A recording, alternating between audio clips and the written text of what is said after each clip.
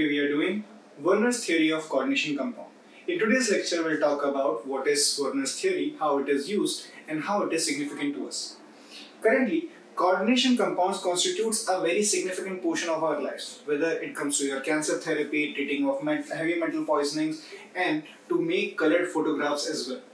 The entire discussion regarding Werner's theory or the coordination compound was started in 1898, while Werner was doing study regarding colligative properties. And accidentally he come upon the conclusion that he have found something new, which he in that time called as coordination compound. Although this theory was given at a time when even the electrons were not known. So the entire discussion was left just at a basic theory. But later, after about 20 years, Werner was recognized as the father of the coordination chemistry because of the entire discussion that he started. So starting on, the father of the coordination chemistry, the title is given by to Alfred Werner. Alfred Werner, who gave this theory in the year 1898 and was awarded Nobel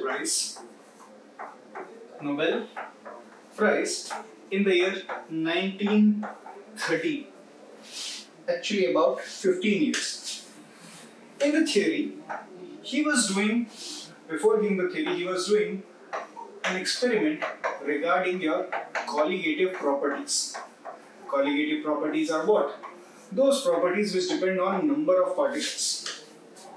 So he was looking for your first electrical conductivity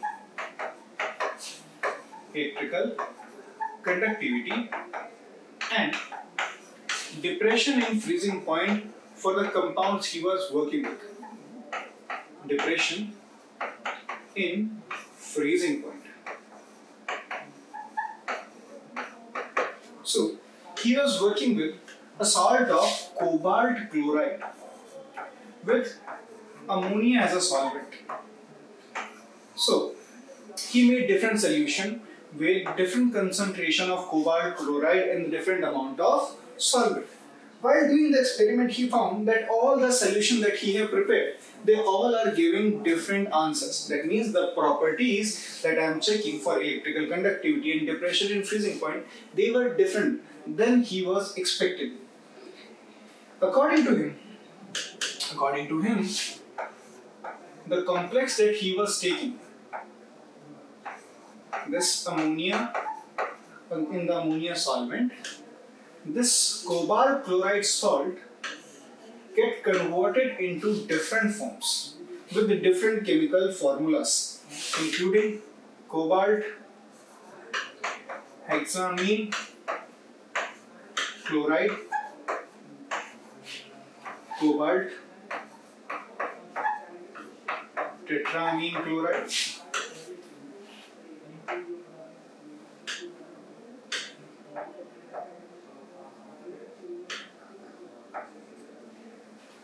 and cobalt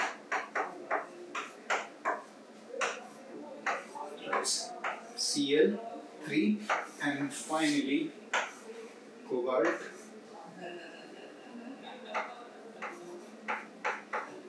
NH3 whole 5 Cl2. So he found that these different compounds in the solvent were behaving entirely differently.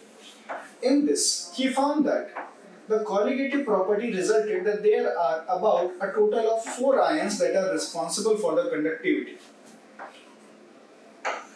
Here, in this, it was found that there are total of, here should be 1 Cl also, that there are total of 2 ions that are responsible for conductivity. In this, it was found that there is only 1 ion responsible for conductivity, and this, it was found there are total of 3 ions that were responsible for conductivity. So using the collective results from the colligative property as well as from our electrical conductivity data, he concluded that although the salt was same, the solvent was same, But because of a slight change in concentration, he was getting a different result.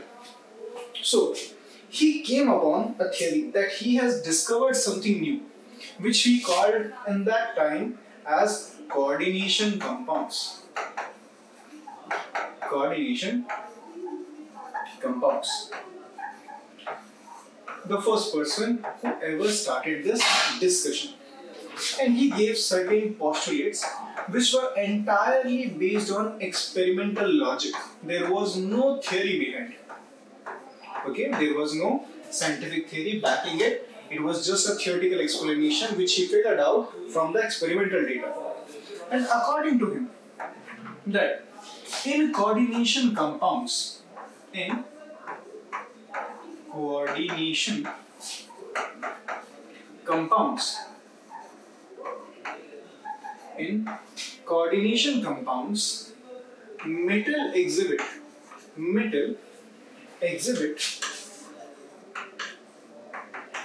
two types of valencies. Two types of valencies, which he termed as first one being primary valency, second one being secondary valency.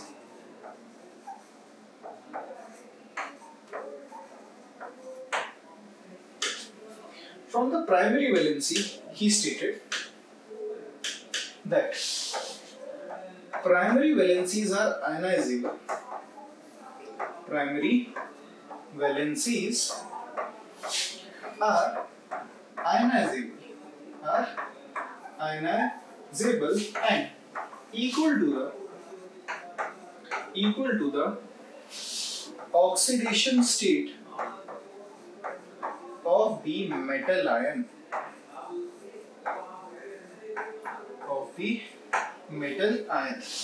How we can explain it? So let's suppose if I have this complex cobalt NH3 OL4 Cl2 having one Cl on the outside. According to him, the primary valencies are what? Which when goes into the solution, because of the solvation effect, they undergo solvation and get dissociated into their respective ions, and they produce the ions based on what are the species which are lying outside this coordination complex. Based on that, he said that whatever the charge is produced here, this charge will always be equal to the oxidation state of the metal if it were forming a normal compound. So for example, in cobalt chloride, it was cobalt present in 3+ state because Cl exhibit -1 oxidation state. The same oxidation state will also be exhibited by cobalt in the complex as well. Then he stated that the secondary valencies that we are talking about, the secondary valencies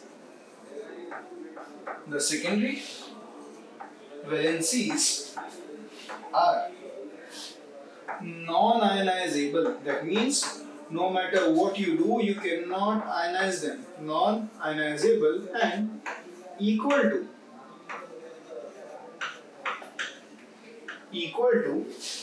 coordination number of metal.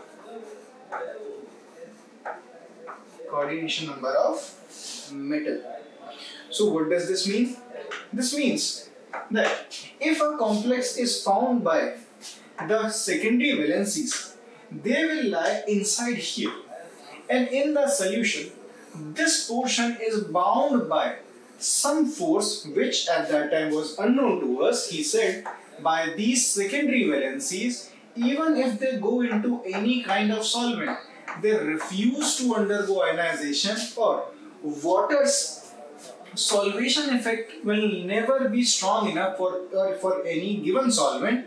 It will never be strong enough to separate this portion from the metal. And these valencies or these forces are collectively called as secondary valencies. Now, based on how many different types of species this metal can bind with, that is called as your coordination number, where the coordination number he referred to as the number of sites a metal can bind, number of sites metal binds with the binding ions, which he later called as ligands. These were your ligands. So the secondary valencies are non-ionizable, and in the solvent they do not get separated in the constituent ions. Also, in the postulates he further added that whatever the ions or the metal ions and the ligand that are bound together, they are bound together in such a manner that their binding leads to a characteristic three-dimensional arrangement of species in the complex. So, in the fourth postulate he added that the binding of metal and ligands by secondary valency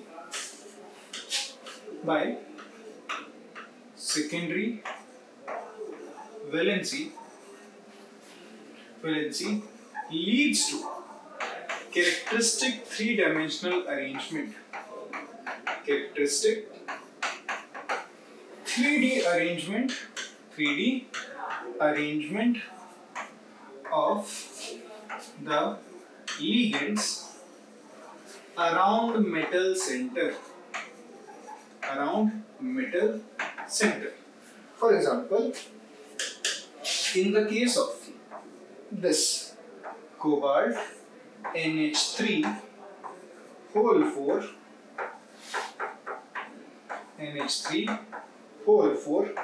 these 4 ammonia ligands were found to be bound in the plane of the metal center, while 2 of these Cl were found to be bound above and below the plane of the ammonia.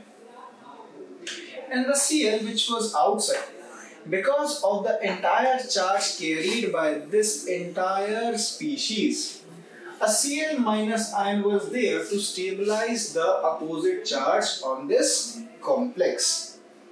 This three-dimensional arrangement is characteristics of secondary valency, and this geometry particularly called as octahedral geometry.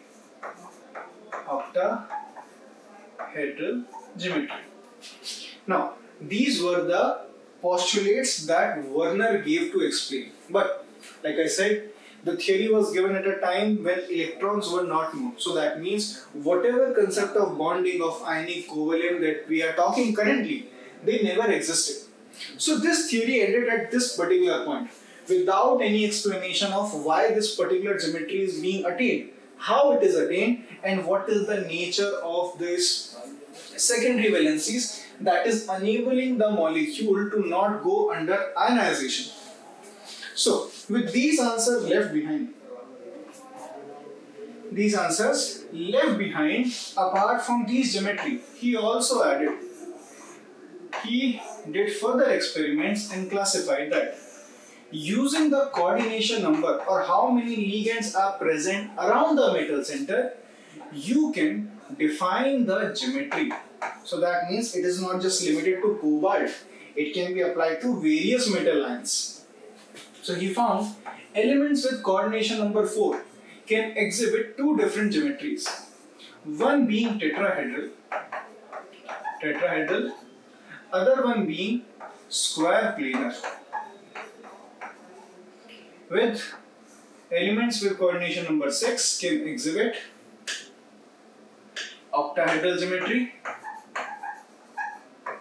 and elements with coordination number 5 can exhibit trigonal bipyramidal geometry.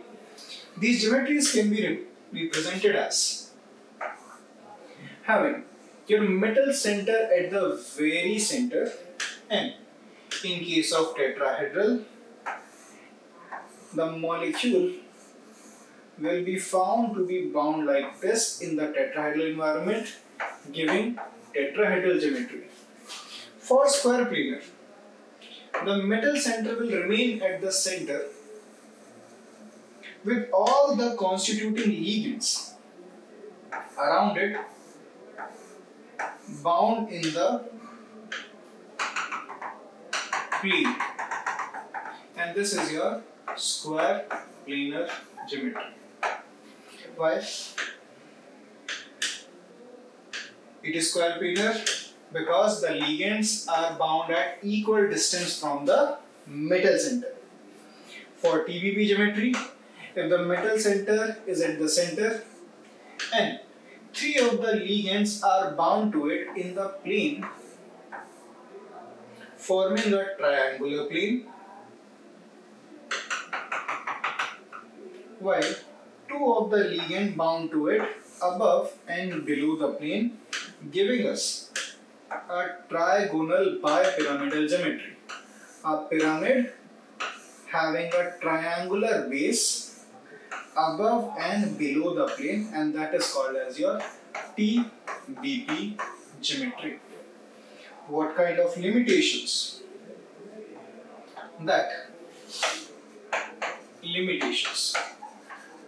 Limitations for Werner theory. Although Werner theory was very successful, it explained and it opened an entire new branch of chemistry which we call today as the coordination chemistry. But despite of that being so early in the history, it was very difficult to explain various phenomena that are associated with different types of coordination compound regarding their bonding, their nature, their properties such as magnetic properties. Some coordination compounds were found to be attracted by magnet. Some were found to be repelling the magnet. Some had extremely vibrant color. Some other had pale color. These were such properties which cannot be explained by the means present at that time. So the limitations were what? Limitation number one, that it cannot explain nature of bonding. Why? Because electrons were never there. So that means there was no concept of bonding, because every single bonding that we explain is always in terms of electrons only. So it cannot explain nature of coordination bonding, nature of coordinate bonds. Coordinate bonds. Second, it cannot explain